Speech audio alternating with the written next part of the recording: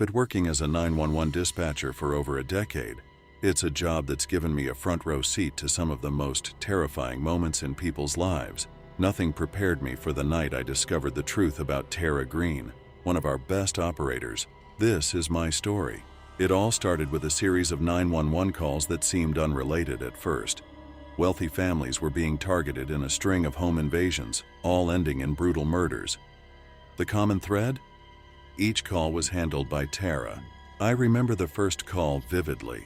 It was a frantic plea for help from a man who had just discovered his wife's body.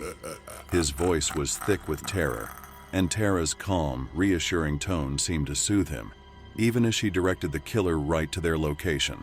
The first victim, the businessman's wife. The call came from a plush mansion in the heart of the city. The woman had been bludgeoned to death with a heavy crystal vase, her face barely recognizable. The husband, sobbing uncontrollably, explained that the attacker had slipped in unnoticed. Tara's voice was cool and collected as she took down the details, guiding the police to the scene. But by then, it was too late. The killer had already fled, leaving behind a chilling message scrawled in blood. "You took everything." The second victim, the philanthropist. The next call came from a gated community. An elderly philanthropist had been found in his study, his throat slit from ear to ear. His assistant, who had discovered the body, was hysterical on the phone. Tara's steady voice cut through the panic, instructing the assistant to stay calm and wait for help. But as the assistant described the scene, it became clear that the killer had been meticulous, leaving no evidence behind. The philanthropist's life's work was undone in an instant, his charitable foundation now in turmoil. A socialite known for her extravagant parties was found dead in her bathtub, the water stained red with her blood. She'd been stabbed multiple times, each wound precise and deliberate. Her frantic housekeeper made the call, her voice trembling with fear. Tara's instructions were clear and concise, but there was an underlying coldness to her tone. The police arrived to find the housekeeper in shock. The socialite's lifeless body, a grim testament to the killer's ruthless efficiency. Digging into Tara's past, I discovered her connection to the wealthy families.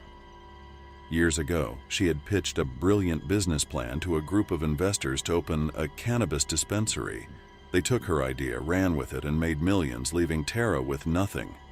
She had tried to fight it, but they had the money and the power to silence her. Her voice had always been her weapon. Now, she was using it for revenge. My suspicions grew stronger with each new murder.